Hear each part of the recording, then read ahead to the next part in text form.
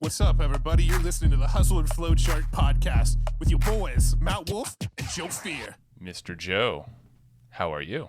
Good to have you back. Doing awesome. Yeah. I love this show. I'm so glad to be back on it. Yeah, I mean, the first time Joe Fear didn't get to interview you, he had more important things to do. Just like having a baby. Yes, yeah, big deal, right? Podcast, baby. That would have been interesting from the room, but no. Yeah. I just show up to the hospital with the equipment. Hey, the show must go on, Joe. Always. But I heard the show, the episode. It was the only one I missed, and it was an okay episode. Not because of you, Joe. Yeah. No, I definitely carried the episode. It was I know definitely you carrying it. You were the fill-in Joe. It was great. It's true. I don't know how to do this alone. Well, we're going to make up for that episode with this one. And we're talking about something completely different. I mean, that was all about podcasting, which you are a total rock star in Practice of the Practice. And you have another one as well, I believe, right? Yeah, Podcast Launch School. And That's then, it. now we have Thursday is the new Friday. Oh, that's a new podcast. That's a show, too? Well, it's probably by the time this airs, we'll have a short form show, just kind of around the book, like extra enhancements beyond it. So, yeah. Ooh, very cool. Sweet. So, yeah, the new book is coming out in, what you said, October. October right? 5th. Yeah. Okay. Thursday is the new Friday. And it's basically Pat Flynn, JLD, all these guys talking about it. But what Pat Flynn called it the new 4-hour work week. It's kind of a big deal, I'd say. Seriously, I expected to go read this book, and but to have Pat Flynn, who I've looked up to forever, call it the new 4-hour work week was like, oh my gosh, thank you, Pat. That's insane. Well, I know he started online around the time that book came out, because that was roughly around when we're all starting to dabble with online marketing, podcasting. How about yourself? When did you get into this space? Was that a big book for you, 4-hour work week?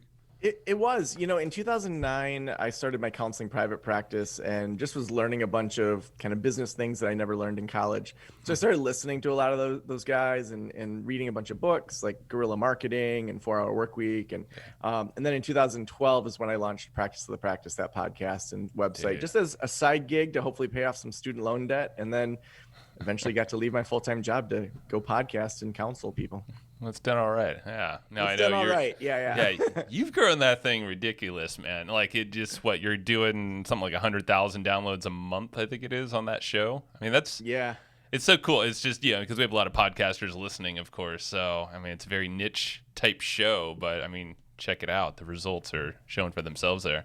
And you're getting featured all over the place for it too. So well, and I think that it also shows how when you really niche in, you don't even need to have that big of an audience to be successful. Because I was teaching counselors and private practitioners how to start, grow, and scale a private practice, and they're making between $100 and $300 an hour. So if I can teach them how to make more of that, I can charge 2 to 3 times that hourly rate. So very quickly, $900 an hour is easy to charge. Whereas if you're just teaching general business, it's hard to justify that. So you're going to have such a smaller audience when you have that specialty. And then all my work was around counselors and private practice. And so I outpaced any of the other business people because I knew my market. And for a while I wanted to jump and be the next Pat Flynn and do general business, which, a lot of the book that I wrote this time is, but really to say, how do you actually make money at this stuff? It's, when you're actually doing something that's that niched in, it's a lot easier to just focus in on your audience and create products that they want. Yeah, you have a specific need, some solution that you can give to them and roll from there. And it's like, hey, referral, word of mouth. Yeah. So last time we chatted, it was prior to this, epic road trip that you guys did. Fill in some of the details from the last time we got to we talked, which probably a year and a half ago now is when that last episode came out. There was a global pandemic. Yeah, it was part of that. Yeah, well then in that case it was more than a year and a half ago, wasn't it? Because it wasn't in 2020 that we talked. It must have been. Well, my daughter was born Halloween of 2019. So that was. So there you go. Yeah, so it was pre-pandemic. Yeah, so maybe that was a year and a half. Yeah. Okay. So anyway, the question is, let's fill in the details. Where did this road trip come from, and what did you guys do, and how did you even feel comfortable going on a road trip in the first place? When most entrepreneurs listening going, I don't know how I'm going to get away from my computer for 2 hours. Yeah. Well, for one, I was already location independent before the pandemic. I had sold my counseling private practice in 2019. Was testing out working from home, didn't have an office to go to on purpose to just see if I could turn my home office into a studio, get all the right soundproofing, all that. So already I was kind of paring down how I was working, and I was down to 2 days a week at that point.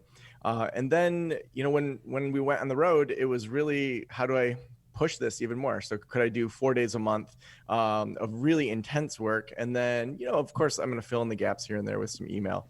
And so the getting away from the desk thing, that was never going to be a problem. It was just making sure I had internet in the middle of national parks, which was its own side conversation. We can go down if we want to, but we'll just say I had 5 backups for my internet, which was crazy expensive. But there was only a couple times I had to reschedule due to internet, and figured out that basically if you're in a national park, you're not going to get, even the best satellite internet isn't going to pick up anything there. So, so starting with that, it really was the idea that Zoom school for our kids was probably not going to be as educational as being on the road. And this was something that I had thought through for a while, even before the pandemic, of going on the road. So when the pandemic hit, it actually was a bummer because all these people bought RVs when we thought it was going to be like RV sale time where we could negotiate. And, the people that we tried to negotiate with just basically laughed at us. They're like, you have one of 3 versions of this RV. We know we can sell it 10 minutes after we talk to you. So do you want it or not? And so we bought it from California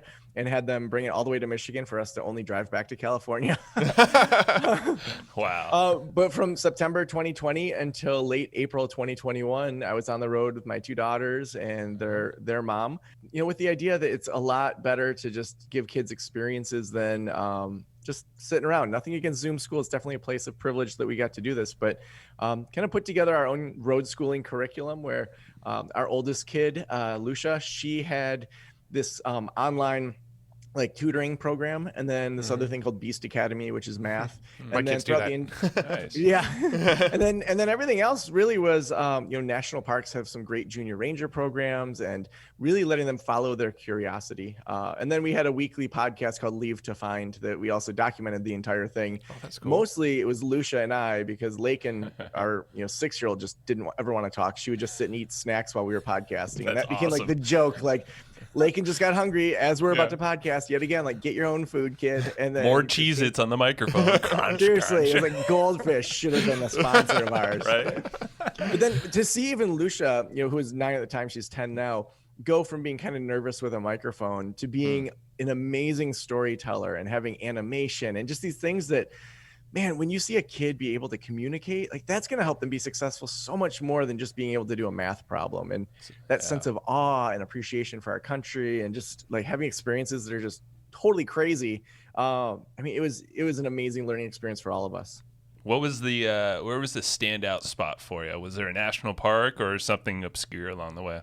There were so many things for me that just were so different from each other. I think that to see Lucia and Lakin have their favorite spots was so exciting. So we went to Meteor Crater in northern Arizona, and Lucia is really into space right now. And so for her to go through the experience of learning about this meteor and what they are and being able to correct people when they say comet or meteor, she knows all these differences. Yeah. Also seeing her in Carlsbad Caverns in southern New Mexico, she really likes caves right now. And she's just an expert in caves for her age. Spelunking. Spelunking. Yeah. And she can still name all the different types of formations inside the caves. So that was incredible to see. And then with Lakin, she has always kind of been a rock hound. She's been interested in rocks. She's really kind of like a mindful little kid, like our little guru. And we were at Petrified Forest, and I swear she could have sat there and just stared at these rocks for days. And I felt bad having her leave because she would just be so observant. And she was tripping on LSD or something, just looking at a rock. Yeah.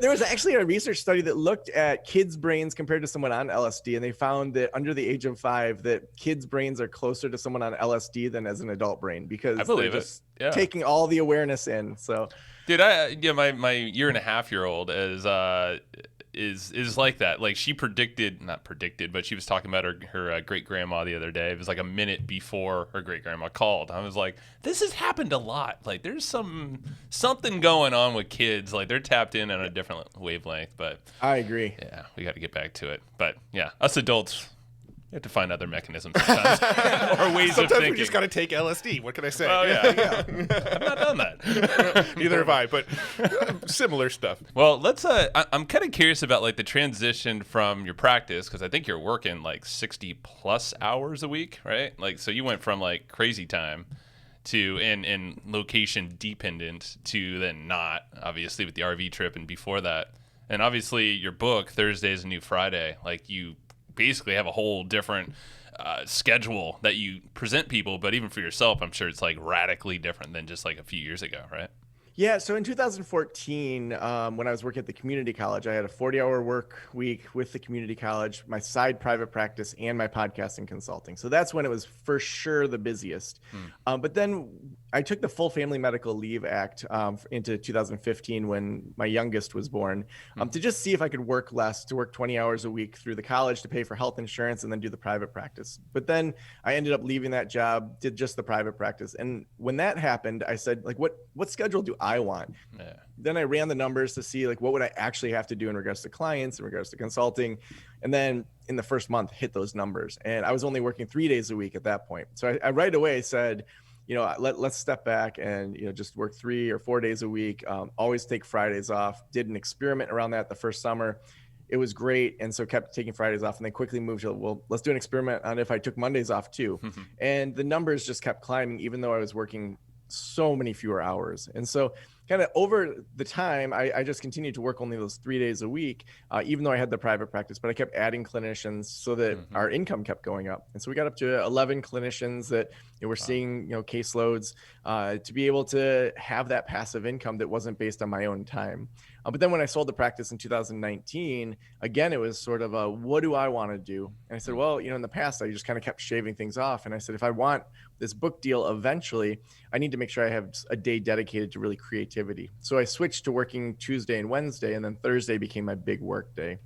And so for a good year before I even started sending out the book proposal, I was working with a writing coach, and every Thursday we would meet and we'd have a good 2-hour session together. I'd have to write and do all these things, and then she'd write, and then eventually we had this 20-page proposal to submit to HarperCollins and other places. So then Thursday just stayed my writing day until the book was done right before the road trip. And so I was in that habit. But then when I was done writing it, I said, well, should I replace that time or should I just not work it? So then paired off Thursday as well. So it was then Tuesday and Wednesday, and then as we were in national parks, kind of paired it down more and more. Yeah. No, I love it, man. And what you're saying is exactly what Matt and I have been doing. Kind of exactly. We take Wednesdays off. So I'm kind of curious of, like, obviously Friday, it seems like probably the easier day you can take off with schedules and all that. But is there any reason Friday over like another day of the week?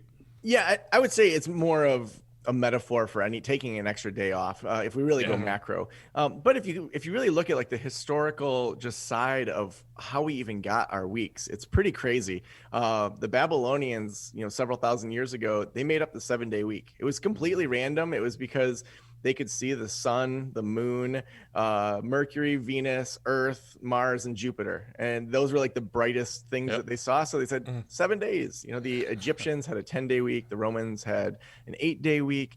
So that's made up. In nature, a year makes sense because we go around the sun. A day makes sense because that's what it takes to rotate. But there's nothing in nature that's 7 days, like that it has to be 7 days. So it could just as easily have been a 5-day week, and we had 73 of those weeks.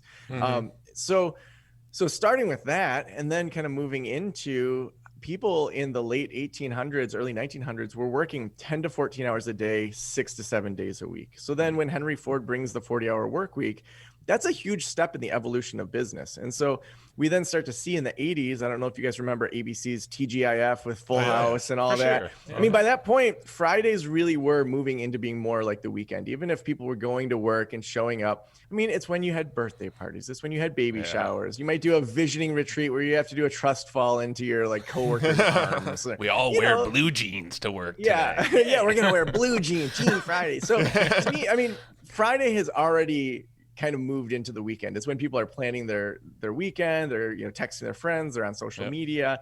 So it's a half worked day anyway. And so why not just move it into the category of weekend instead of just keeping it there? I like it, man. Because for us, we've been doing this for maybe a few months now. 4 months or so, this whole Wednesday off thing. Yeah. It's been, I would say maybe 2 months that we've been doing it consistently. Before that, we were saying we were doing it, but stuff would still creep in every Wednesday, and we'd still be doing quite a bit. Well, we did. I mean, we had to time. We chose to time block, obviously, like for as far as possible. Yeah. But what I like about Wednesday specifically, just speaking for us, is it actually feels like we have 2 Fridays a week, right? We come in, we work on Monday, Tuesday. At the end of the day on Tuesday, we're kind of like, it feels like a Friday. We're hanging out going, well, what are you going to do tomorrow? Are you going to the zoo, going to the beach? What's your plans for the weekend, right? That's our Tuesdays, and that's also now our Friday. It's also our Fridays, right? So it feels like we're working 2 days, and then we have you kind of have that weekend to look forward to on Wednesday. Then you're working 2 days, and then you have that weekend to look forward to after Friday. And that sort of flow, I think, mentally was really, really beneficial. It just kind of always feels like, I just got to sprint for 2 days and then I'm out. And then I just got to sprint for 2 days and I'm out, No, that's awesome. I did Wednesdays for a little bit too. I tested that out, and same sort of thing where you feel like you have those 2 Fridays. And I mean, I think you guys tapped into it where you have to set those very hard boundaries around it because things will creep in. There's always more that we can do. But Matt, you really touched on it where we're going to the beach tomorrow. We're going to the zoo tomorrow. It's when you schedule the fun things in and say, I am taking, so for example, every Wednesday night I have improv. I'm part of an improv troupe. I have to show up for it. It's a non-negotiable. My parents have said we will watch the kids any Wednesday night. When you have that thing, you're going to show up for it. Whereas if you leave it open, it's like, well, I could check a little bit more email. I could do a little bit more. I could do an extra podcast episode. So I think it's awesome that you're scheduling things into your days off to like make yourself go to the zoo or to the beach. No, it's fun first. Yeah, schedule the fun first. And, we've had so many different people tell us that's like such a better strategy than scheduling the big rocks of work first. It's like flip that paradigm, and then you start to realize how much time you actually do have for yourself. So kind of curious of like maybe the mechanisms that you choose when you're, walking people through in the book. I think you have some quizzes, assessments, and stuff like that to kind of customize it, but how would someone approach it through, going through your thought process here? Yeah. One thing that you're kind of touching on is what in the book I talk about, which are sprint types. And so we often hear, go do a 20-minute sprint, or this is the one way you're supposed to time block, or, Yeah. But the thing is the research actually shows that there's kind of 2 different axes of how people sprint best. And so say someone tries one of the 20-minute sprints and they're like, that didn't work for me. It's like, it's not that the sprinting didn't work for you. It's that you don't know your sprint type. And so if we start with, are you more of a time block sprinter or are you more of a task switch sprinter? So a time block sprinter is a person that we might call them someone that batches. So you guys are going to do 4 or 5 podcast interviews, and it's all podcast interviews all in, an afternoon. So that's a time block where it's all the same task. Whereas task switch sprinters need the variety. So they're still sprinting, but they're going to do, say, a 20-minute sprint. I'm going to just like tear through my emails, and then I'm going to outline this this solo podcast, and then I'm going to spend 20 minutes, doing some consulting calls. So they're switching. They need that variety in their brain, and so different people have different ways that they do that. But we often hear, okay, you're supposed to just like time block for the whole afternoon and just do that one thing. Well, that's not always true with everyone's brains. So that's one way of thinking about it. And then if we think about it as an XY axis, so the other side of it would be, are you more of an automated sprinter or are you more of an intensive sprinter? So an automated sprinter is someone that they put something in their calendar and it repeats. So for me, that was every Thursday, I'm working on the book. I'm an automated sprinter. Every Thursday, boom, it's going to do that. And that just repeated in my calendar. Nothing could get scheduled because that was just a writing day. Whereas people that are intensive sprinters are people like Dr. Jeremy Sharp, who I talk about in the book. He has the Testing Psychologist podcast. He has this really big practice in Fort Collins, Colorado. And he goes away for a long weekend to just tear through things. But he thinks through it really strategically. He finds an Airbnb that is within walking distance to a coffee shop and a vegan restaurant because he's vegan. He makes sure there's a backyard because he wants to be inside and outside. He wants to have hopefully a hot tub or something like that to decompress. So he has all these kind of checklist things he goes through to find the perfect Airbnb. And then he goes away for 3 or 4 days and just absolutely kills it. That for me, I don't do as well with that as having shorter sprints that's just routinely every week. So, but he knows who he is. So he gets way more done in those 4 days compared to if I went away on a retreat for 4 days. So I think when people really think about their sprint types, it takes that relief off. Like, you're not doing it wrong. You just didn't figure out your sprint type. Yeah, no, it makes sense. I've never thought about it in that way. So how does someone figure out who they are? Like, are there a couple questions or things they can think about?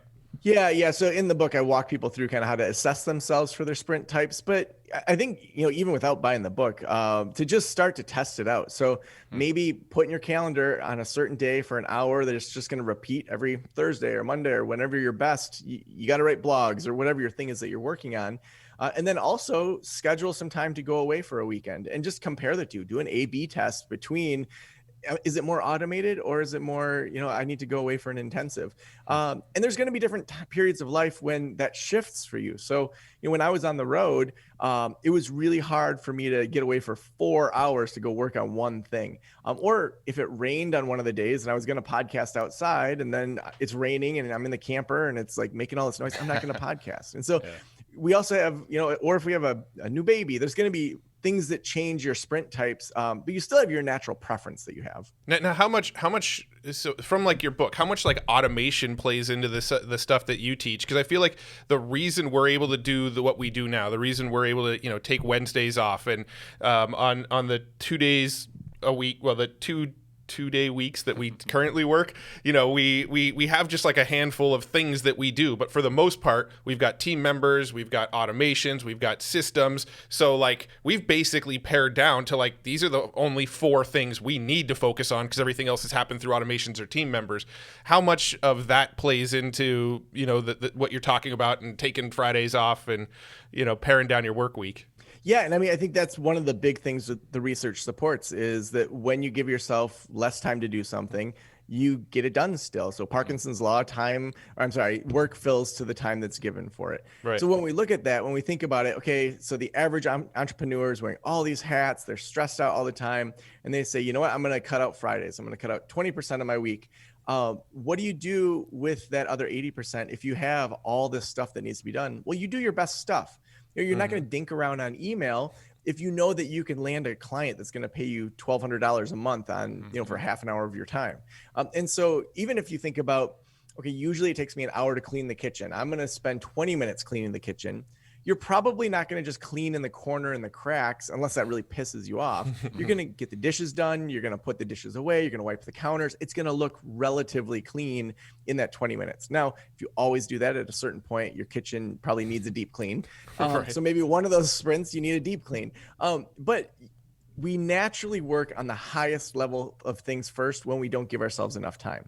And so by giving yourself less time, you're naturally going to start dropping the ball. We talk through kind of what you can do when you drop the ball. I mean, you're going to ask yourself, like, should I even be doing this thing? Like, can I just totally get rid of it? Maybe it was like a double task that like, why are we filling our time with this? The other side of Parkinson's law was he noticed, especially in the military, that how bloated budgets and systems started getting over time. And so a lot of what we do is double effort. It's things that we thought were automations, but actually it's just like a ton of red tape we've created for ourselves. So it could just be you get rid of it. It could be that you really shouldn't be the one that's still designing every single podcast work of art. And you could pay someone $15 an hour to do something that super high level people, are not doing, you shouldn't be doing. And so it could be that you outsource it. It could be that there's some software as a service that can do it. So all the processes help after you've dropped the ball, because that really reveals like, man, I should not be checking my email. I missed this email from someone. If I just had someone going through my email on a regular basis, that would help me catch these really important emails. Yeah, no, I feel like that's a conversation Joe and I have actually been having quite recently too, because we sort of would beat ourselves up on some of the stuff that we dropped the ball on, but most of the time when you really look at it, the stuff you dropped the ball on is the stuff that you kind of intuitively realize is probably the least important stuff. Otherwise you probably wouldn't have dropped the ball on it, right? And so there's a little bit of a element of giving yourself grace, right? And just and kind of going, look, let yourself drop the ball on a few things. If it becomes an issue, then figure out how to shore up that issue so you don't drop the ball anymore. But in most cases, the stuff you're dropping the ball on is probably the least important stuff. If you're looking at the 80-20, that's probably the 80% that's, producing the 20% of results for you. So maybe it's not necessary. Well, that's what you just said is it relates right here is how we've kind of shifted our thinking from time spent on something to what's the actual action that we're choosing to do right now in our business. And we had to do a hard look. We chose to do a hard look, did the 80-20, maybe even a 90-10 on a lot of this stuff we're doing. And it was, I think that helped me personally release a lot of that, maybe a little guilt associated with it, or this feeling like, I just got more to do. I want to do more. And it's like, well, I think entrepreneurs are always inclined to have that drive, we're kind of like that, Alex Charfen, who calls them evolutionary hunters. It's like we're the type that's just going out and get more, we can't really turn it off, but we got to give ourselves these bumpers or containers and then focus on what are the key things that are going to actually move the thing to the results we're trying to get after. Well, we did like an 80-20 analysis on like where is most of our time being spent right now. And we did an 80-20 analysis on what is the 20% of actions that generate 80% of the results. And it was pretty impressive how there was not much of a correlation between time spent and the actions taken that generate the results. Yeah, and I think that even just when I think about how I approach my email, which for most entrepreneurs is this just burden that they hate, but they know they need. So I have my director of details, Jess, who is reading through my email constantly. She stars the top level ones. So I go in and I know there's the 10 or 15 a day that I need to spend some time on instead of the 200 some that come through. And then she texts me if a consulting client sends an email, if my attorney sends an email, if my kid's mom sends an email. So those are the ones that I don't want to miss ever. Like I want to know if my bookkeeper or accountant sends me an email. Like she texts me right away and says, hey, Greg just sent you an email. Okay, I'm going to go check that right now and not get sucked into email world. So, I mean, that's just a small example of setting those boundaries around my brain, because a lot of times we don't protect our brains when we know we have high level things coming up. And so, for example, like for this interview, I had some free time ahead of time. I do a solo show once a week that I added now. So we have 3 shows a week. And it's just a simple 10-minute question. Someone asks a question, I answer it.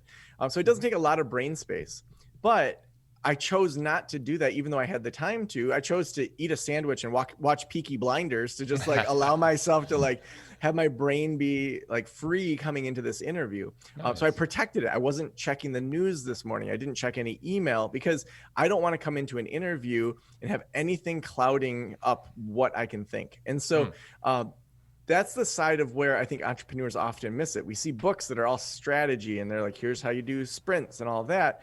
Or we see mindfulness books that are all about being centered and being a guru. But the research actually shows that when you slow down, you have better clarity on what you need to spend your time on. And so if you're taking a Wednesday off and the weekend off, and you're genuinely setting boundaries around it and letting your brain be optimized, then when you actually get to the week, you can kill it. Whereas most people spend the whole week just charging through, they're checking email at night. So even then when they're done, their brains are still scrambled going into bedtime. They then don't sleep as well. And then they barely refuel over the weekend because they have soccer practice in the yard and they don't eat well. They just want to escape and they drink too much. And then they feel hungover. Next thing you know, it's Monday morning and you wonder why, you really aren't that productive. And so actually, I would say the prequel to what we've been talking about is the whole idea of how do we slow down in a way that actually matches what our brain needs. I like that because this is something we have no proof of the science, but maybe you do because this is more of your specialty is like what your brain's doing subconsciously with all the stuff, like the to-do list, the never-ending things that we schedule for ourselves or calls that are coming up. It's all like the underlying things that we might not consciously be thinking of, like we got to do this, but like you said, our brains aren't turning off overnight. When we're going on a walk or when we're hanging out with our kids, like that thing's still going. So like, what do you know? I don't know if that's in the book or not, but like that's something subconsciously, I think when we start to cut some of that stuff off, like the actions take that Wednesday off for us, it's almost like everything else has chilled out. We've been able to just like, Well, just like another example of what you're saying. So what we've had a tendency to do over the years with our business is we'd systematize, we'd hire team members, we'd cut things off of our plate, and then we go, we found more time. An opportunity would come along, and we'd be like, we've got the time. Let's bring this opportunity onto our plate as well, right? Because we freed up all of this space to be able to do stuff like this. Next thing we know, we're involved in like 4 or 5 businesses. None of them are like super actively taking up our brain power, but subconsciously, we're now in problem-solving mode for 5 different businesses instead of 2 different businesses. So like this is what Joe was saying with like, we don't know the science behind this because we've never really studied it in that much depth. But what it feels like is just having less on your plate. Your subconscious is solving problems for only, 1 or 2 things as opposed to 5 things. Yeah, I'll definitely talk about the science, but I think that a practical story would exemplify this. So we know from the science that our brains, when they're stressed out, when they're overwhelmed, even if it's all these businesses and it's not even actual time going into it, we know that you're going to default to what you already know. That doing new behaviors is harder when you're stressed out. So when I was in Nepal, I was in the Chitwan jungle with my friend Todd, and we were, kind of walking through the jungle, and our guide stops us. And there's also this Peace Corps volunteer. So she's there. And then this guy who had flown across the globe to declare his love for this Peace Corps volunteer, only to have her give him the cold shoulder. So it was like this awkward, hi, nice to meet you. This is super weird. So our guide says to us, if we get chased by a wild rhinoceros, climb a tree. Now, I didn't ask any follow-up questions like, can we practice climbing trees? Which trees should we climb? But he just kind of made this statement. It was like, yeah, I'm sure this won't happen.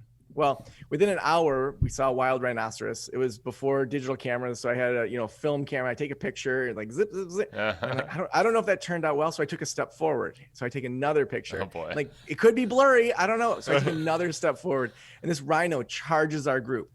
And I had been a sprinter in high school, and my friend Todd had been a long distance runner. So I knew for at least 200 yards, I was going to be ahead of Todd. You're good. Yeah. I didn't even think about climbing a tree. So I'm running through the jungle. Todd's running through the jungle. The Peace Corps volunteer and this dude are behind us. I'm like, there's 3 people as a buffer behind me. Right. So we finally stop and turn around and go back to where the rhino had been. Our guide is up a tree, like he said, and he comes down the tree and he yells at us. He's like, why go up tree? Why go up tree? And it's like, why didn't I run up a tree when I'm getting chased by a rhino? Like, I knew I could outrun Todd. I knew I could outrun the Peace Corps volunteer. I went with what I knew, not what was probably best for me. So the research shows that over and over and over, when we're stressed out, our brains just can't talk to the parts of our brains that are best for us to have new information. It always defaults to that, lizard brain. And so we don't realize how much stress is actually on us. But there's so many little things that can actually help. So there was a research study with the University of Illinois where they were looking at vigilance decrement. So vigilance, how well we pay attention to something, decrement meaning going down over time. And so until this study, the idea had been that, you get a cup of, brain power per day and you just pour it out throughout the day. At the end of the day, you go to sleep and it gets refilled. Vigilance decrement over time. And they wanted to see if that was true. So what they did is they brought in these college students and they gave them a 4-digit number. So say 4287. And so they said, when your number 4287 pops up on the screen, click this button. Any other numbers that come up, just ignore them. So super boring task. They're supposed to sit there for an hour, 4287, click. All these other numbers, they don't click. So they noticed that over that hour, what happened? Vigilance decrement. The amount they paid attention went down over time. So they missed the 4287. They were daydreaming, whatever. So they had a second group, as you do in research studies, where at the 1/3 mark, they interrupted the task. And they said, we put you on the wrong computer. Why don't you go hang out over in the lobby? We'll get you set up in the right spot. Just 1 minute. They didn't allow them to be on any screens or anything. They had some nature magazines in the lobby. So then these people come back, they do another 20 minutes. After that 20 minutes, they say, oh, sorry, you're in the wrong spot. Give them another 1 minute interrupted break. They found that there was no vigilance decrement within that period of time from that. So that means that there was no drop in how well they paid attention to a super boring task. So why is that? Well, when you think about a new environment, just from an evolutionary standpoint, you're walking down a new path in a jungle where there's rhinos and there's tigers and there's all sorts of things that can kill you. From an evolutionary standpoint, the people that didn't pay attention died. The people that did pay attention did not die. So say you've walked this path, even though you know that there's tigers and rhinos there for 20 years, and you saw one tiger 15 years ago, you're not going to be paying attention nearly as well as if it was the first time on this tiger path. So from our brain's perspective, in a new environment, if we can interrupt it, it pays attention better. So even if you're in the same environment, you're at a boring computer, you're working at your podcasting desk, whatever, if every 20 minutes or so, you even take a micro moment, a 1 minute break to just walk up and down the stairs, step outside, take a breath of fresh air, whatever you need to do that isn't on a screen, that can help you get more done in a short period of time because it allows your brain to be refreshed and pay attention better. Interesting. So it's almost like the Pomodoro method or something, right? It's like, what was it, every 20 minutes and then 5 minutes off, I believe? Yeah. And the research now is showing that you don't even need the full 5 minutes. That a minute. It's 20 minutes and you take 1 minute can be enough. Or even just using your Apple Watch where it tells you to like get up and walk around every whatever. Yeah. Well, and there's different layers too of tricking your brain to know that it's a different task. So for example, every Thursday when I was writing, I had a specific playlist on Spotify that I only listened to on Thursdays. I changed the lighting in my office where it was more dim. And, I even sat in a different chair, moved my chair to a different spot. So my brain every week knows, all right, it's writing mode. Let's do this. So then I got into that flow state quicker. Even when I'd go make lunch, I'd keep the headphones on. My girls knew, like, Daddy's in writing mode. Like, don't even talk to him. Like, I'll come say hi to you if I want to do that. Otherwise, like, I don't want to get out of this flow state. Yeah. And so then coming back into it, having the same lighting, the same music, all these things trick the brain to say, okay, right now, here's the task that has been assigned to this environment. And on those days, I never checked the news. I never checked email. If I saw texts from my assistant, I wouldn't even look at those till I had written for 2 or 3 hours. So I protected my brain like crazy on those days. And what was the result? Well, I wrote a whole book from April until the end of August, working a day and a half a week. Wow. And so it's just like, you can do crazy things when you optimize the brain in a way that really helps you kind of make it come alive in the way that you want it to. Dude, and I think your book, if I remember correctly, and obviously it's not out yet, but I think on Amazon, isn't it like 272 pages or something like that? Yeah, something like, let me see. I got it right here. Yeah, 200. That is very quick. Yeah, you're close. Yeah, something like 244 is the version I have, but it's like, you never know what the edits and all the other stuff, what it'll end up being. Yeah, Joe here saw a special edition that nobody else saw. I mean, thank you, Joe. If anybody would get the special edition, it'd be the Hustle and Flowchart guys. Thank you, sir. Thank you, sir. Oh man, no, this is interesting. Crap, I had a question in my mind. Now it escaped me. But yeah, it's I was thinking about slowing down. You mentioned flow states, and you have sprint types. We talked about that, creating boundaries. Talk about slowing down. I mean, obviously you said protecting your mind and all that stuff, but to stay in flow, like, are there other things? Because I know it's a big thing is, slow down to basically focus more, speed up, I guess, the results. But what other things around slowing down could be helpful maybe for people that are struggling? Yeah, I think a practical example would be, so every summer I host an event called Slow Down School. So people fly into Northern Michigan, we pick them up in a big yellow school bus, and it's just like we slow down, we drive, 55 miles an hour instead of, faster. Do you sing songs on the bus drive over? We don't. Usually because people had just met each other, they've known each other online. It's just like this amped up like school bus. And we even start with a 5-minute meditation in the bus. Just because it's like, you've traveled, you've hurried, you are here. Like, okay, let's separate out the travel from the beginning of your experience. And so, for then 2.5 days, we genuinely slow down. I say, don't take out your phones unless you're taking a picture, just turn them off. And so they know this ahead of time. So they have to set up systems so their business doesn't fall apart when they turn off their phone for 2 days. And we go for hikes, we get massages. I bring in a yoga teacher. We play spike ball on the beach. We day drink and skip stones. We genuinely slow down and just enjoy being with each other. And then on Wednesday, Thursday, and Friday of that week, we dive into their businesses and we really walk through sprint types and how to optimize their brains. And the things that people have gotten done in those 20 minutes have been just insane. There was this one lady who was starting a consulting company. She named the consulting company, bought the URL, sketched out her first 9 emails and her first product offering in 20 minutes. This other guy, he had been stuck on writing a book for a really long period of time. He's an amazing couples therapist. He has this unique model. He's taught hundreds of people, but he hadn't written a book about this model. And he'd been in a mastermind group with me, and it just like every time he'd say, I haven't worked on it. In 20 minutes, he sketched out the first 9 chapters of the book. So I think, when you start to do it, and these people I followed up with them, they were just like, Slow Down School changed my life, because it was just the springboard into, okay, I've learned this method. It was 2 days of slowing down. That's a weekend. So if we think about what's it take to actually help you rejuvenate, there's only a handful of things that it really takes. I mean, decent eating, where our bodies are not full of crap and that it's fueled and that we don't feel too guilty about when we have cheat days. We want to hydrate quite a bit and not over caffeinate ourselves. Getting, enough sleep for your body. You see all sorts of different studies. Some say 7 hours, some say 8 hours, but looking at yourself, and you probably know if you're getting too little or too much sleep. Listen to your body. Quality sleep. Yeah. And quality sleep. I mean, if you're having a bunch of screen time right before bed, or you're drinking a lot to help you get to sleep, or whatever it is, that doesn't help your brain bounce back nearly as well as if you start to kind of move to kind of more natural ways of falling asleep. Some level of moving your body, of exercise on a regular basis. We all can take small steps to even just walk a little bit more. I started doing a 1-minute plank back in February every day, and then that turned into a 2-minute, and then a 3-minute, and the farthest I've pushed it is 4.5 minutes, which I don't know if I want to do that again. That's pretty good. But it's like, can I take 1 minute a day to do a plank? Yes, I can take 1 minute a day, and to just find what is that small step in the right direction. So if you're trying to incorporate those things, not from a place of, I need to lose weight, or, I want muscle, or whatever, just our bodies, if they feel good, it's going to be a lot easier to slow down. And it's going to be a lot easier for us to then jump into our work week and decide what's our highest level of things that we want to work on. Yeah, I like that. There was an anecdote from Matt Mullenweg, the creator of WordPress, right? He talked about how his workout strategy was, I just do 1 push-up a day. That's it. My goal is to do 1 push-up a day. Yeah. And this was, I think he was talking about it on a Tim Ferriss podcast episode or something.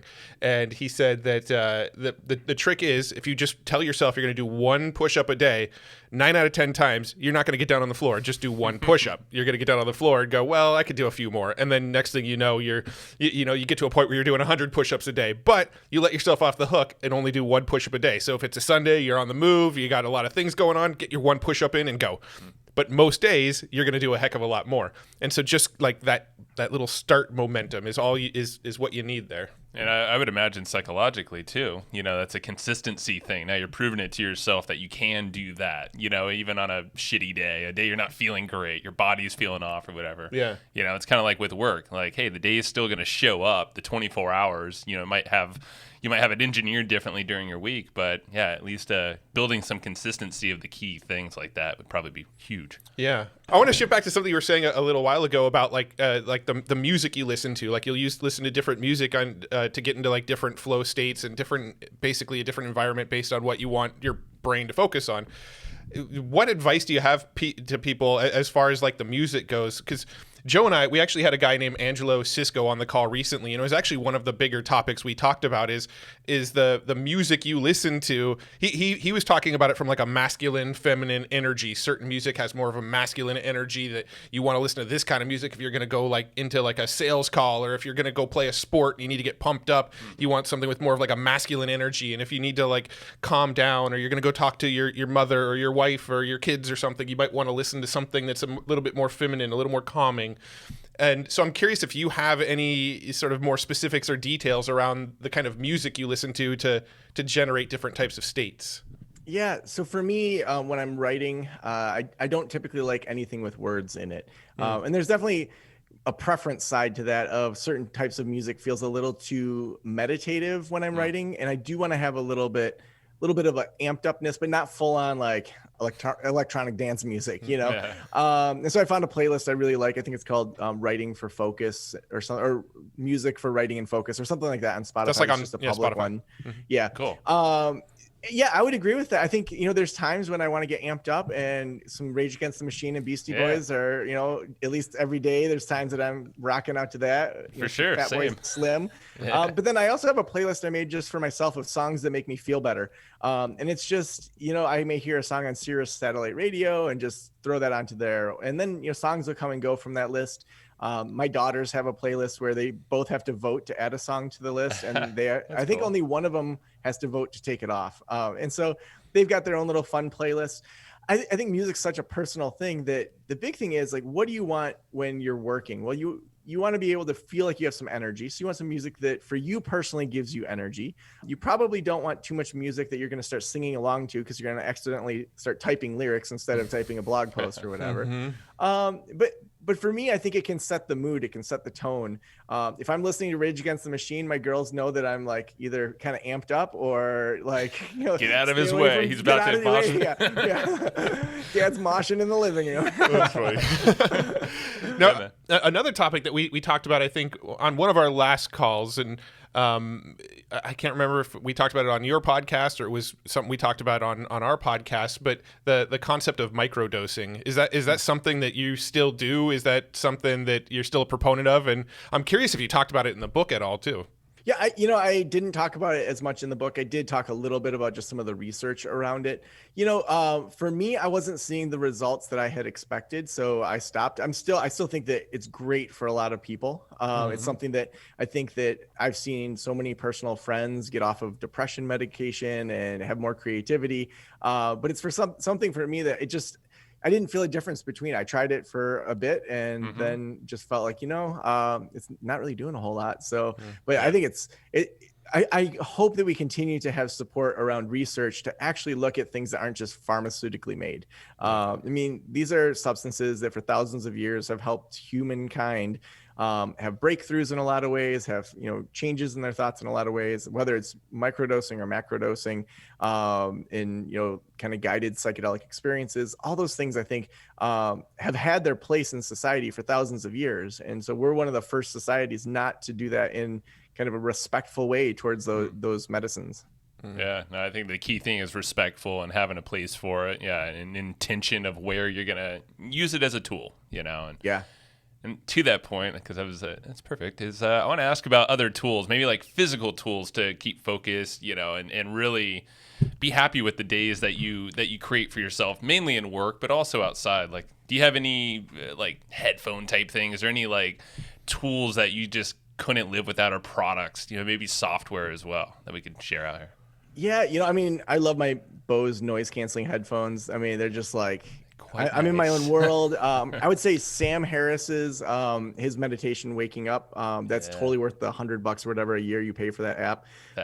Every single day he has a 10-minute meditation that is just insane, and then he has a whole library of teachings, which similar to the plank thing. Just 10 minutes of meditation a day can just help you like realize when crap hits the fan that I am not the crap that's hitting the fan. Like, it's not a personal reflection of me. And then I respond better to the crap hitting the fan. I respond better and I don't make things worse on myself. And so I would say that's a tool. Honestly, the I Ching for me personally has been something that to learn more about Taoism. That's been the last 6 months or so. I've really dug into Taoism as a philosophy, the idea of going with the flow, that things are naturally unfolding, that if you're pushing too hard, that it's probably not right. While also realizing we all have goals, we all have ways that we do things. You don't just sit around and wait for things to manifest and come to you. Like, it's one thing to have a vision board and say, I want to work on that. It's another thing to put in the time to make those things happen. But the I Ching for me, that's just been, and Lao Tzu's work has been so helpful. Other tools, I mean, I tend to be pretty simple in how I approach things. I mean, I think even when someone says, what automations do you use? We're constantly evaluating that. We're switching our email service provider right now. We're switching up, our membership community into kind of a different level. But I could say, here's what we use, but, for someone else, it may not fit them. I think it's more important to say, what's causing us stress? What's kind of bulking things up? What are we hearing from our audience? And how do we change that? Even just to reach into our membership community and say, hey, this is what we're looking at as an alternative to our Facebook group. Does anyone want to help just look at these platforms? Because you're going to be a part of them. We had 15 people that helped us evaluate new systems that we didn't pay them a dime. They just wanted to help the community be better. And so I think just engaging your community is one of the best tools you can do, because they're going to tell you what they love and hate. It's funny because we asked that same question of our group just last week. We did. And we got a lot of feedback. So that's pretty great. Yeah. Yeah, man. Was there anything else you wanted to touch on? Well, there was, but it's sort of a diversion from some of the other stuff we've been talking about, which is more about the publishing process of the book. I'm kind of curious about how you got hooked up with HarperCollins. Did you, you have one of those stories where you pitched it to 100 people and they were the last one to take it, or how did that all unfold for you?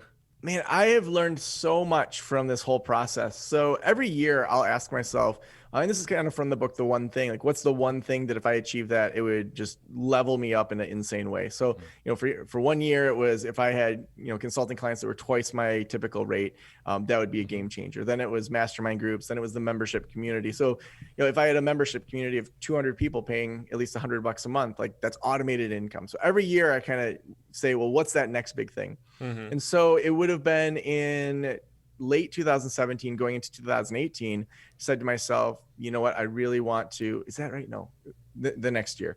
Like if I had a traditionally published book, that would open different doors. And there's a lot of debate on traditional versus self-publishing, and that's a whole different discussion. But I knew I wanted traditional. And so every single author that I interviewed on the podcast, I said to them, I'm in the process of putting together a book proposal and I'm shopping for a new book agent. Would you introduce me to your agent? And by new agent, I meant I don't have one. I'm looking for a new one, but I didn't have one. Not lying. Yeah. And I thought if by, and this would have been like January of that would have been 19. January of 19, I was like, if I can get one by the summer, that'd be great.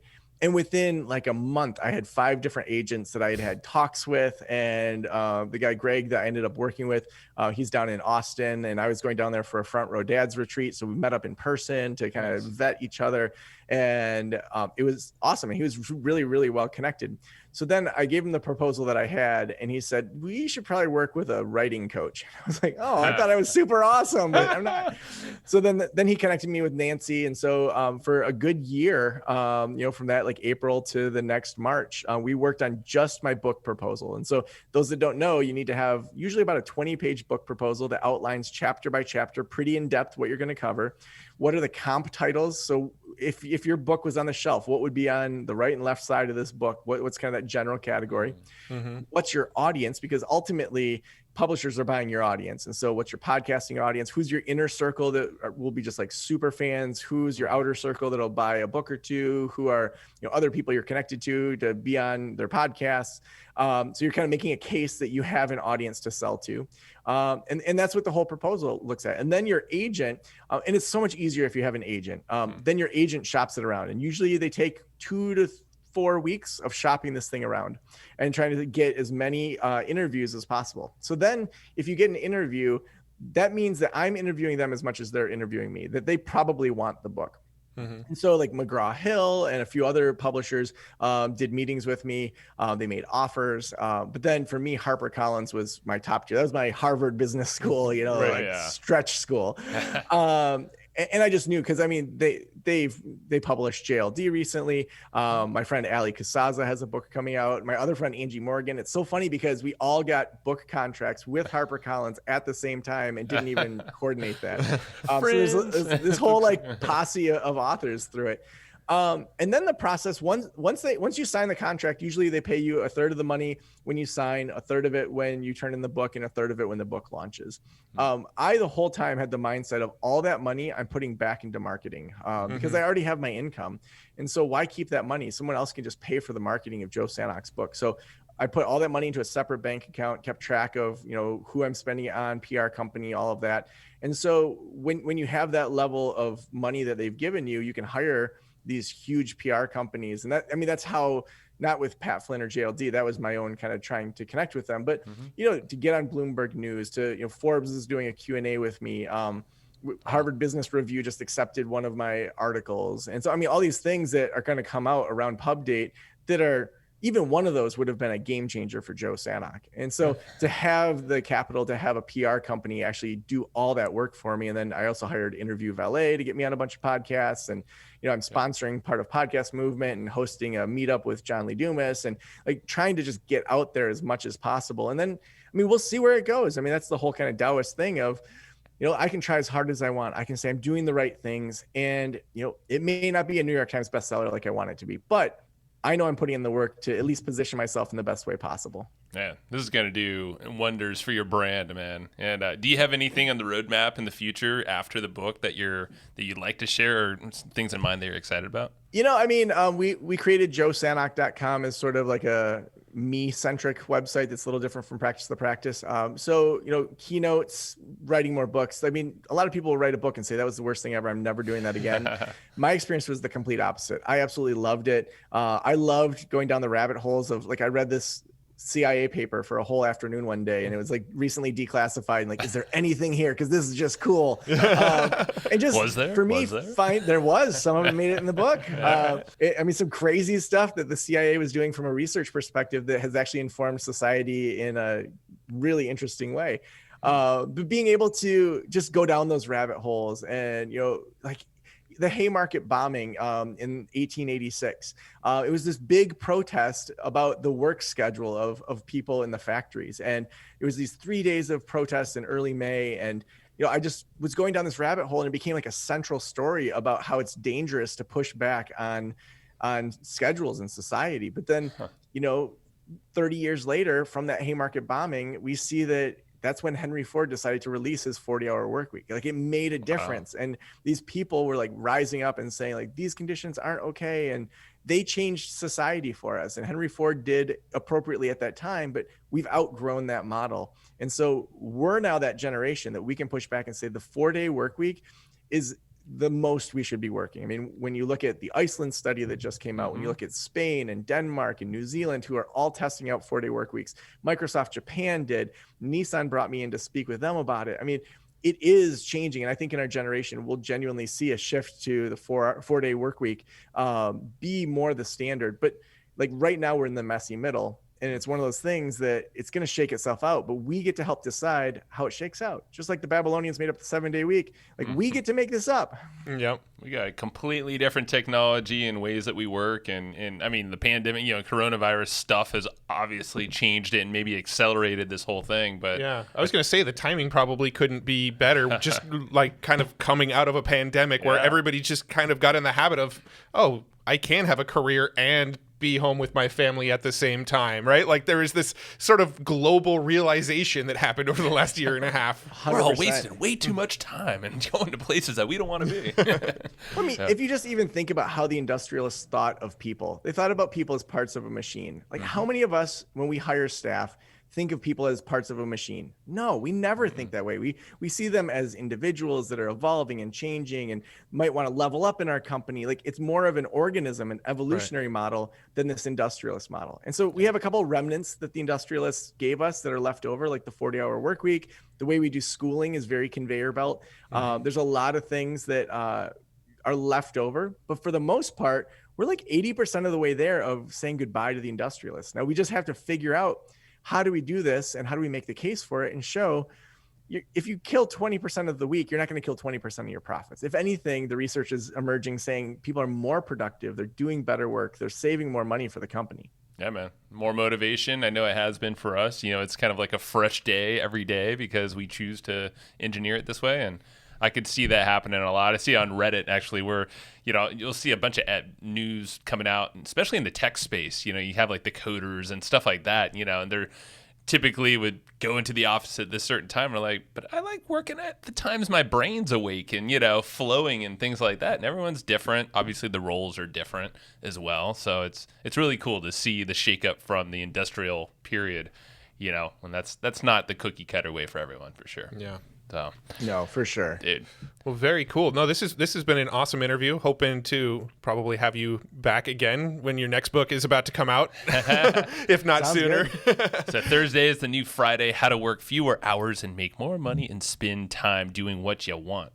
I love it, man. So goes live again. It's October 5th. Yeah, 5th. But you can pre-order right now as soon as where's the best time spot? of this recording.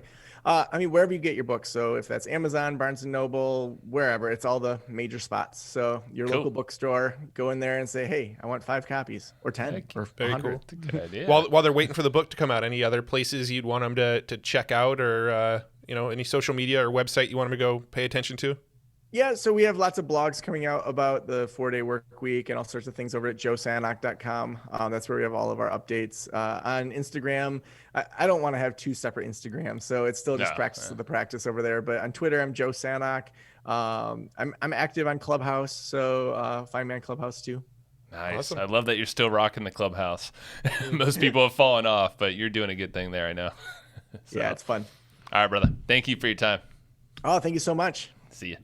That was a fun conversation with Mr. Sanok. Yeah, we seem to be having a lot of similar themed conversations lately. Yeah, actually, you're right. I was thinking that when we were chatting with him. I was like, we've had 2 or 3, maybe more recently. Yeah, well, we had Joe, and before Joe, we had Angelo, and before, or actually, I forgot the order. I think actually before Joe was Elliot, right? And then before Elliot was Angelo. Yeah. Right? And all of them have kind of been in this place about like, let's like just chill out and get your mind straight, and let's get your mind straight, yeah, and then have your priorities in order, you know, and have a system around it. I would say it's actually probably more similar to the conversations we've been having without guests. Yeah, about like having more fun and coming to the office and taking Wednesdays off, and a lot of those conversations we've had, better systematizing what we're doing. Like all of those are the conversations we've been having on our like no guest episodes. So it's kind of like you can sort of feel this consolidation of a theme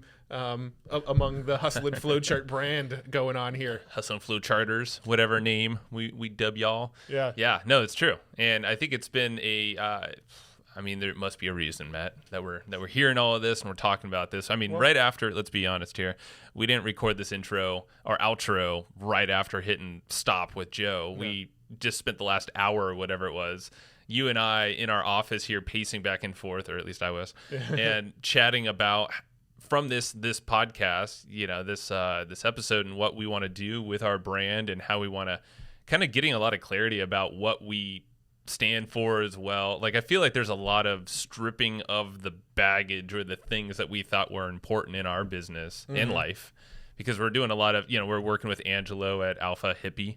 So, we're kind of like deep diving on ourselves individually. And then Matt and I just always obviously chat about what our findings are. So then there's this blended thing. And then obviously you got the business side, which, we chat with folks like Joe here on the podcast. We chat with people like Angelo as well, and Elliot Rowe. And like all that stuff can translate into a really, productive and smart way you approach work. Yeah, I mean, at the end of the day, what this podcast really is like a sort of manifestation of like our interests, right? It's like, this is the stuff that we're talking about. This is the stuff we're thinking about. For the longest time, I think we had this perception in our business that the sort of mechanisms, the tactics, the way we make money, the widgets, the cogs, all that kind of stuff was what was really, really important. But like, as we've kind of traveled down this path, and we both started to grow our families, and we both started to reprioritize what was like more important for us and where we wanted to be spending our time, we started to realize that it is less about tactics. It is less about like business strategies and putting in the hours and hustling and maybe hustle and sprints. Yeah, hustle and sprints, right? Maybe. But we've had this sort of like evolution of ourselves of going, what's really important is like figuring out how to do the stuff we really want to do and let the business facilitate that. Not like, let's create a life where our business is the main thing, and when we get some free time, we go do cool shit with our family. Like, that's not what we're trying to create. What we're trying to create is like, we want to have fun experiences and enjoy the journey and do all the fun stuff more often than we're doing the work. So let's set up the work to facilitate the fun stuff, not the other way around. Totally. Yeah. And it's not when I have time. It's like, no, you're creating your own time. Yeah. Like I started rereading The Big Leap recently, and and I remembered this is like, there's the Newton way of time, and then you have the Einsteinian or whatever, Einsteinian, I don't know, Einstein's way of looking at time. And essentially, like, then we talked about Parkinson's law, about like, whatever the amount you allot for that task is basically what it's going to take you. And Newton's law is kind of, or Newton time, I believe, is kind of more like that. Like, it's more placed on like, okay, well, I have this amount of hours, so this is what I'm going to do with this amount of hours. And it's like, well, the Einstein time is more like, okay, I have this action. Well, let's like, how fast can I get it done? Or what's the amount of time I need to get this thing done? Yeah. And, it's kind of flipping it to how we've seen our actions we take in our business. Yeah. And like where we choose to schedule stuff fun over the other stuff first. Yeah. No, it's true. And we did a podcast. I mean, by the time this one goes live, it was several weeks ago now, but it was basically like, here's the things we would have told our younger selves. And what I really found interesting about that podcast, you can go back and listen to it to get all the context, but was most of the stuff we would go back and tell our younger selves has nothing to do with how to grow the business or what tactics we'd use or how to make more money. Almost all of the stuff that you and I were riffing off of like, here's the advice I'd go back and give myself. It was all about figuring out how to find more time, systematize more, like stop stressing about business as much, enjoy the journey more. It was all that kind of stuff. Show up better, with a clear mind. Right. And so you and I, back when we recorded that episode, we decided like the focus of the podcast, where we're going to take the direction of this show is we're making this podcast for our younger selves. And now we're even thinking of it in the context of we both have kids. So we're even making content that we want our kids to go back and consume and learn the lessons that were the biggest lessons for us. And because we've decided like, let's make this show like these are the things we wish we knew going back, right? Also, we're learning a lot of new stuff along the way of like better ways of thinking and reframes going forward, but that's kind of the flow. Yeah. And I feel like now the guests are sort of tapping into that energy as well, like energetically, getting real woo-woo here, but energetically, the people that are coming to us to be on our show seem to kind of fit that mold. They seem to fit that sort of way of thinking that we've adopted over the last 6 months or so. Yeah. Well, I think you brought it up to me as I don't know what in reference to or like who it was, but like your purpose is something internal. Yeah. It's not external. It was Ryan Berman. Yeah. Yeah, Ryan. So we had him on the podcast, and then we've obviously Mr. Purpose himself, Angelo Cisco, has his whole way of breaking down what your purpose is. I don't think we really covered that. That's something he does in his training. So. Of like where you can really tap into your internal North Star, like what is that thing where you can get excited when you go to work or even play with your kids and family. Like there's it should all be in that inner fire, something inside. And for the longest time, or a long time, you and I were like, what's the North Star of our company? And this goes way back. Like this goes probably 8 years back. Yeah. We didn't start off by thinking this. We're just like, let's make some money. Yeah. I want freedom. I don't want to go to that freaking office anymore. Yeah. That's how it started. Yeah, pretty much. It's just like, hell no. But this, with finding our purpose and like really you and I, like the last, I'd say 4 months have been deep diving into this together more so. Done our individual stuff for a while, but it's now showing up in like this podcast and where we want to take this brand and some other things that we might put on our roadmap in terms of new content modalities we put out into the world. Yeah. And those are just hints for something that was discussed in this episode. Yeah, there was a hint. The biggest hint was something we talked about in this episode that had to do with content. Yes. Putting that content into the world. That thing. Yeah.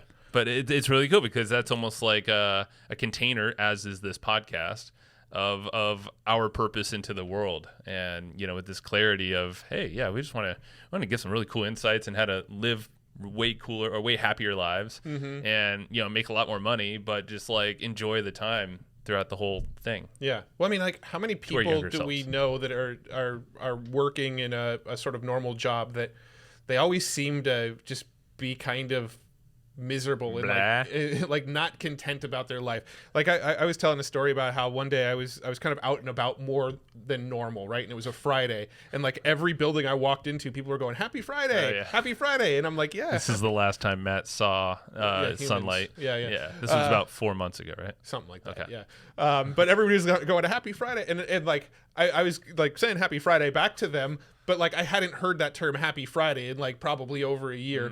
And I was just thinking to myself, man, like all of these people that are saying Happy Friday to me, like they're living for the weekend. They're sitting around going, yes, it's Friday. I finally get to live, And like that day, for whatever reason, sticks out in my mind of like, I really love what we created because like I'm not sitting around waiting for Friday. Like on Mondays, I'm like, hell yeah, I get to go into the office and do this today. On, Thursdays, the day we typically record podcast episodes, I'm like, hell yeah, I get to go talk to these people today. Yeah. The days we're not recording, I'm like, hell yeah, I'm going to the office and Joe's going to be there. We're going to get some freaking California burritos and we're going to brainstorm the business, and like, hell yeah. That's on the agenda today, my friends. That's the rest of our day, actually. But like for me, every day kind of feels like a hell yeah. Saturdays roll around, I'm like, hell yeah, I'm watching movies with the family, or we're going to the beach, or whatever. Like, every day's kind of become a hell yeah. That's cool. And I feel like when I was out and about and everybody was like, happy Friday, yeah, the weekend. I mean, that's their hell yeah, but is it really? Yeah, but why can't every day be a hell yeah? Right? And I feel like that has been the direction we've shifted a lot of our topics. And Joe Sanok, perfect example of like, totally. And he's somebody that we talk to often. We've known him for, I don't know, 4 or 5 years now. He's somebody that if we were to let it go, this would have been a 4-hour episode, because like we could just go forever with he even said, he's like, I love to talk. Yeah. There's a reason why the boy has nearly 600 podcast episodes, at least under one show. Yeah. So, I mean, he's a piece of why we think this way, right? Just like conversations in the past with him are a piece of why we think the way we think. Well, there's just interest outside of just business, and I think that's the best thing is you have, I mean, Molly Mahoney, we recently had her as an expert for Pod Hacker, our program tactical stuff over there, and she was talking about that. Like, you got to have, it's the social triangle, I think is what she was calling it, right? Yeah. Like, the part of that is like you got to have these other things outside of business or whatever the main focus should be. Like when we met her, we were talking about families and kids and music and all this other crap. Yep. And like ever since then, now she's like, oh, you guys are like my brothers. Yeah. And it's like, it's true. It's really cool. And but yeah, you got to have that. That's how like Joe Sanok is. Yeah. And those are good relationships, and people are like, okay.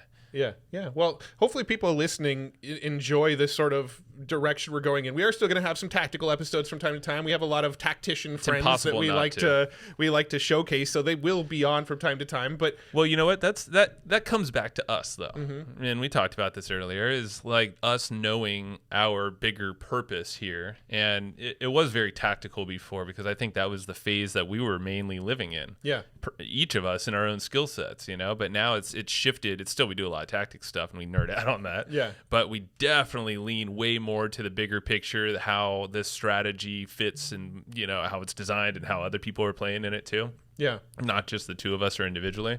So like us with our questioning with our guests and the people we bring on, that's on us. Yeah, yeah. Because there's anyone who has really smart tactics doing cool shit they got something dialed in upstairs, and systems and doing it differently. Yeah, yeah. So, well, and I also feel like this is a bigger topic, and we'll probably get into it in one of our Tuesday episodes. But, I also feel like when it comes to tactics, we kind of found a better container for tactics, right? Like, so we've got Hustle and Flowchart, which is this YouTube channel and the podcast audio and the notes and that whole ecosystem, right? And then we've got Pod Hacker as well. And Pod Hacker, to me, feels like a better container to teach tactics, right? Because when we teach tactics on the podcast, we're like, here's YouTube ad strategies. Well, YouTube ad strategies for who? Are we talking to e-commerce brands? Are we talking to info marketers? Are we talking to consultants? Are we talking to agencies, right? Like, all of those different business types have different tactics for like YouTube ads or Facebook ads or SEO or whatever. They're all going to be kind of slightly different tactics. So we have to speak in real generalities when we bring those type of people on Hustle and Flowchart. So you never really get into like, here's what this specific listener should have, right? Now, when you go look over on Pod Hacker, we know we're speaking to people with podcasts that are looking to grow their podcast. And we also know that probably 90% plus of those people are interview style podcasts, right? So like Pod Hacker, we have this real clear avatar of like, they are, somebody who is trying to grow a interview podcast, right? So now we can bring tacticians, interview them, and say, all right, tactician, what is this tactic for podcasters? How do I use YouTube ads to grow my podcast? How do I use Facebook ads to grow my podcast? How do I use SEO to grow my podcast? Now it's a very specific person that we're speaking to with the tactical elements. Hustle and Flowchart, it's like we're speaking to such a broad audience. We have agency owners, SaaS owners, info products, physical store owners, lawyers, doctors. Like, it's a pretty broad audience. So we have to kind of find those topics that really appeal to that broader audience, which in my mind is like, let's talk about how we're just enjoying the hell out of business all the time. Yeah, and that appeals to any entrepreneur. Yeah. Anyone who has control of their own time. Yeah, and that's, I love it. Yeah, it's a perfect place for tactics to live as Pod Hacker. Yep. And a lot of our, there's always strategy, but then it gets into the tactics that are applicable to podcasters and like other people that want to do just really cool stuff with content. And my brain is also wired to want to hear the tactics. If I hear somebody's got like this crazy strategy where they're tying Facebook ads to Twitter to their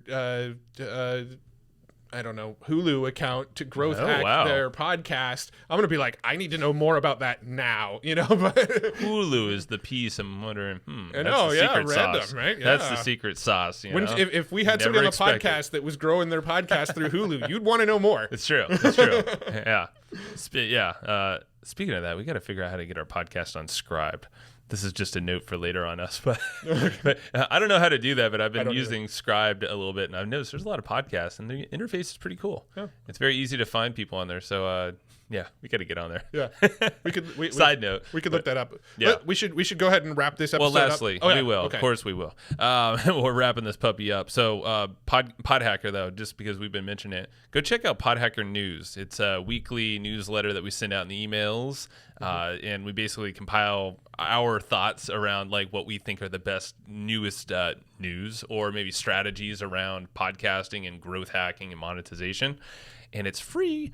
Every Monday they get sent out. So if you go to podhacker.com/news, that's free. Sign up, and we give away cool prizes too if you want to like share it around to your other podcasting buddies. That'd be really rad. We'll hook you up. Yep. Go join the Facebook group over at flowchartgroup.com.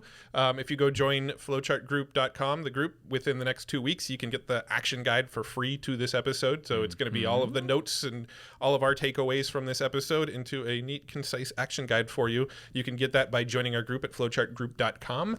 Flowchartgroup.com. Yeah. And one last shout out here. We're going to leave we're going to read a little review. It could be you, but yeah, shout out to our friends as the website's not loading now.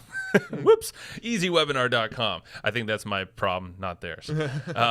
But yeah, Easy Webinar are lovely sponsors of our podcast. I just can't pull up the points I wanted to read now on the website, so we're going to ad-lib. Yes. An ad. Well, we normally ad-lib our ads anyway, so we're pretty good at it. Yeah, easywebinar.com/hustle. They're hooking you up with a discount, so make sure you remember that URL. But Easy Webinar, it does a lot of good stuff with webinars. They do. Basically, it is your all-in-one solution for everything webinars. If you are starting from scratch and don't know where to go, they got you covered. They got all the tech in there, the landing pages, all the mechanisms to build out the automations and all that webinar jazz. They're taking care of it. If you're, when you say jazz, you have to do jazz hands, fingers. Woo! Where's my kazoo? I have it in my backpack. Yeah. We'll save it for the next Easy Webinar promotion. There you go. You'll wait for that next one. This is why Casey gives us the big bucks for this to play kazoo into a microphone. He's like, this is driving away people from my business. Please stop. Well, but yes, if beginner, intermediate, advanced, they got you covered. Yeah. Go ahead. Please. So if you've ever clicked on like a Facebook ad and then you see like a webinar and the webinar's like, hey, we're doing this webinar. When's the best time for you? Do you want to do it on Wednesday at 2 p.m. or Thursday at 4 p.m.? And it gives you the options to view the webinar when it's most convenient to you. That's what Easy Webinar does. It does. It's so slick. Yeah, it's slick. So if you ever wonder how to do that, easywebinar.com is the tool for you. easywebinar.com/hustle. You can get it at easywebinar.com. But if you go to easywebinar.com/hustle, you get it cheap. You get a fat discount because Casey and his crew is hooking you up for listening to us ramble along. Thank you for listening to us ramble. Let's read a review. Because some people like us rambling. Yeah, now we're gonna hear from you. All right. Why is this so good? I don't know. Nick Carly posted 5 stars. 5 stars. That is the requirement, but sometimes we let an occasional 4-star slip through. Yeah. But the comment better be dang good. And it better be starting with Joe and Matt. And I also want to know in that comment why we lost 1 star. So don't put 4 stars. This is an amazing podcast. I love it. I want to know why I lost the 1 star. Luckily, we don't have many of those. But yeah, of those, I'm like, huh? Yeah. Like, that makes no sense. It's like the Amazon reviews. It's like, wait, hold on. I'm looking for the criticism. Like, I'm looking to buy this product or listen to this podcast. What is the critique here? There's no damn critique, but it's 4 stars. Why? Yeah. You're just a critical person. And if it's just because because you don't like our beards, well, then don't watch the YouTube version. Exactly. This is why we record in audio only, too. We have faces for podcasts, I guess, in your eyes. Mm-hmm. All right, so Nika, maybe it's Nika, Carly, said, or asked, why is this so good? With an exclamation point as well. Is it rhetorical, or does she want an answer? Let's see what her comment says first. And it says, I love Matt and Joe. The way they create and share their genius is always right on time. Oh, thank you. Right on time. I like it. I would agree with that. Yeah. I agree that we're good. And it's always right on time, right? We're living in the flow, man. Yeah, like we're on our journey. Well, that's the it's thing. On your journey too. You're here for a reason. Remember that. Every episode that we record is right on time for us. I know that for a fact because I'm sure it translates to you listening as well. Yeah, no doubt. I love that. Right. Yeah, it is. Got another one? All right, I got one more, and then we're gonna call it. All right. Yeah. So this one is from Trinsic, and it says, "Subscribe, binge, take notes, take action." Or let us take the notes for you. Yeah, that's even better. At flowchartgroup.com. You can get it for free. All right. 5 stars, of course. It was a requirement. We signed this with blood. Made sure that you would never, ever, or her, would, come on. Yeah, you know the rules. We get it. So the podcast is one of, if not the only show capable of bringing such high value across a variety of different business topics on a consistent basis. Clockwork, man, or like clockwork. Their conversations with the experts they bring on are more like casual master classes. That's right, jazz hands, or sprinkle effects, glitter on a topic. Get your Evernote app ready when you hit play on this. Oh, thank you. But again, flowchartgroup.com. Yeah. We got you covered. Don't worry about it. Evernote's cool, but why work harder? Come on. Yeah. I mean, there might be some stuff that you want to take your own notes on for your own reference. So yeah, I guess so. But Sue does a damn dandy job. Damn dandy job. Damn dandy job, all right? She does a hell of a job, Sue. Thank you. Intrinsic, thank you, too. And I'm happy you stayed good to your oath of 5 stars only. We were watching you. Yes. All right, Matt, what else? Let's get out of here. I want a Cali burrito like yesterday. Yeah, thanks for listening. And if you enjoyed this episode, share it with a friend. And please leave us a review. We will probably read your review on the episode. Yeah, I will crack my voice while reading your review next time we read reviews, just for fun. All want. Yeah. So leave us a review, and we'll read it on the show, because that's what we do. Until we start getting like 1 million reviews a day, then it might be harder. But if we'll just read them really fast, a couple reviews a day, we'll keep reading them, because we love you guys. Because that's what we do. Thank you. Peace, love, and applesauce.